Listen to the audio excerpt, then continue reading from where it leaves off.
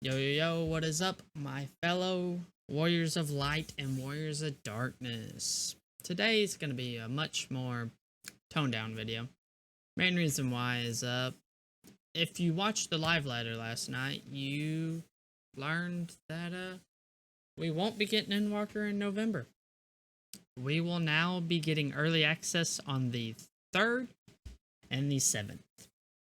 But this YouTube video mainly is not to like dwell on how bad this is going to be, but mainly to really talk about how this honestly is a good thing in a way. With it being delayed, of course, the raid schedule is now pushed back. If I am correct and remember correctly, the raid is now coming the 4th of January.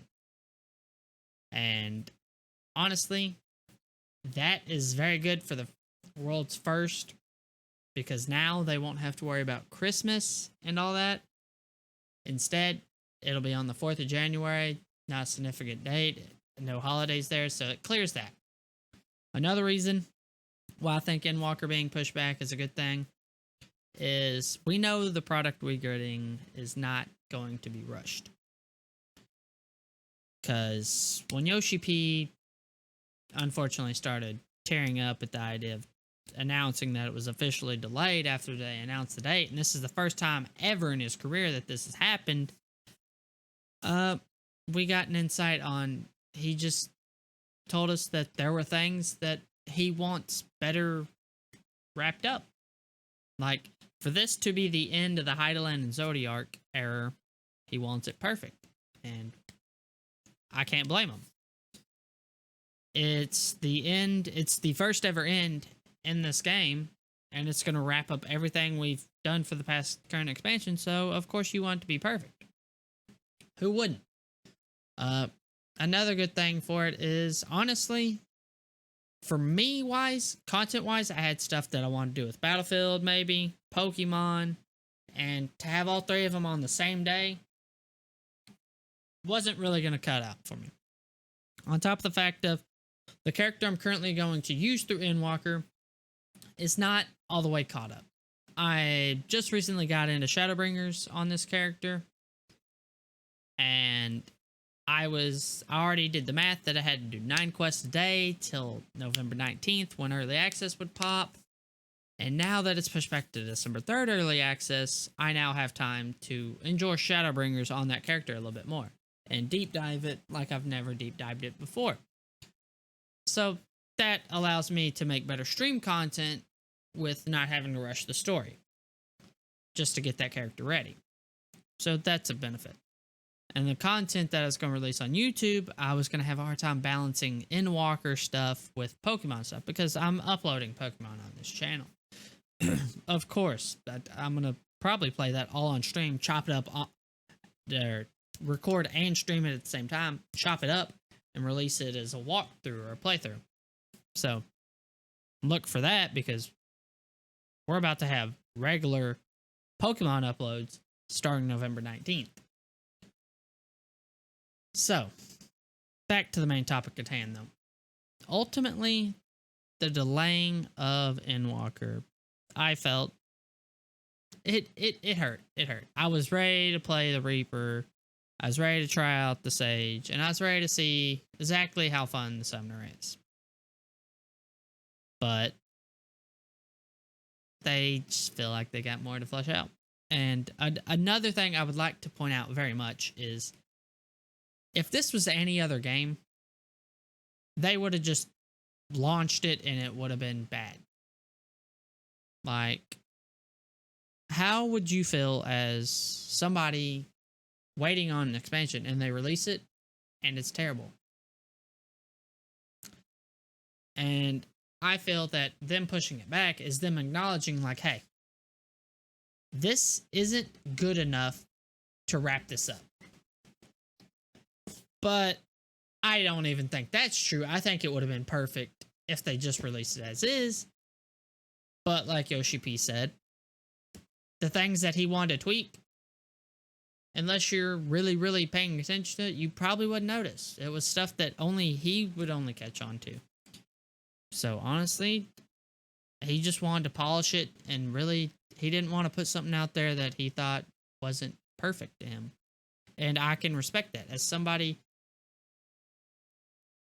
that loves Final Fantasy, I can respect that he wants this to be a perfect expansion to wrap up this saga of Final Fantasy and sling us into the next story.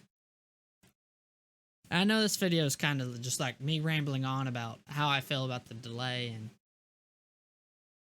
I mean, honestly, I felt like I need to get my opinion out there because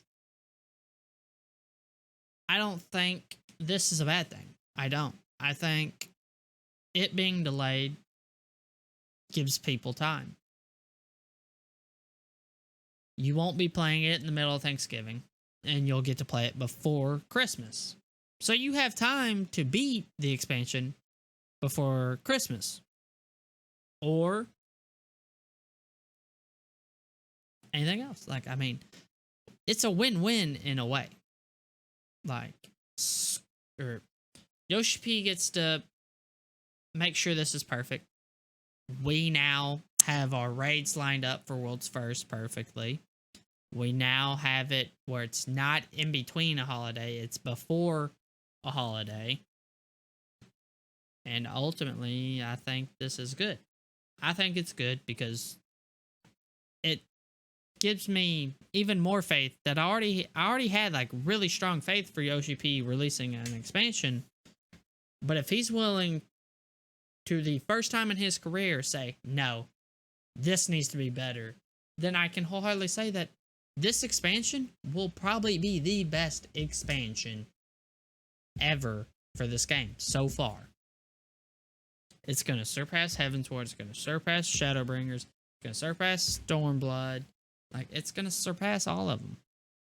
And I just wanted to voice my opinion on, hey, Endwalker got delayed, but hey, now we know that Yoshi P really cares.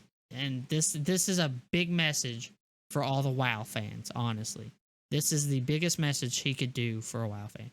Because I think Blizzard would have released an expansion that, even if they felt it was not the best they could do or it was subpar, I think they would release it. Why? Because they think angering their fan base by just randomly doing it is not worth it. They'd rather have the money and not make anybody upset. But honestly, Square Enix went about it the right way. They apologized. Yoshi P cried. He let us know that he didn't want to do this, but he couldn't let himself put something out there that wasn't perfect. And I think they handled this. I think they handled it perfect. And so, for my final wrap up on this, I want to say thank you, Yoshi P. Thank you. Because in delaying it, not only does it help me, not only does it help the world first, but it shines a light on how MMO creators should really be.